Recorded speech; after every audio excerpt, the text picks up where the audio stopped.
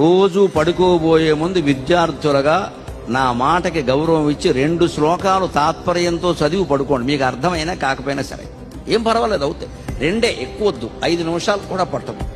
పడుకునే చోట bed light అని ఒకటి ఉంటుందిగా, అక్కడ ఇది పెట్టుకుని శ్లోకం తాత్పర్యం 2 రేపు చాలు. అలా ఏడాది అయ్యేసరికి 365 రోజులు 750 శ్లోకాలు, భగవద్గీత 700 శ్లోకాలే ఉన్నాయి. ఏడాదిలో మీరు చదవడం పూర్తి చేశారు. ఒక ఏడాదికి భగవద్గీత ఆధారంగా మీ జీవితంలో అద్భుతమైన మార్పులు వస్తాయి.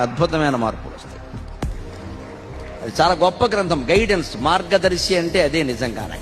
కమ్యూనిస్టు దేశాల్లో రెడ్ బుక్ అని చెబుతారు. వాళ్ళకి అది ఎలా మార్గదర్శో మన దేశంలో, భారతదేశంలో భగవద్గీత గొప్ప మార్గదర్శి. వాళ్ళు అందుకే G20 దేశాల సమావేశాల దగ్గర కూడా ఆస్క్ గీత అని ఒక యాప్ పెట్టారు ప్రత్యేకంగా. గీతలో నువ్వు ఏ విషయం అడిగితే అది దొరుకుతుంది. ఆ యాప్ ఎంత గొప్పది అంటే, నాకు ఈ ప్రాబ్లం ఉంది, I want the reply from Geetha అని మీరు నొక్కితే నీ ప్రాబ్లం సమాధానం గీతా శ్లోకంతో వస్తుందమ్మా. అంత గొప్పది గీత.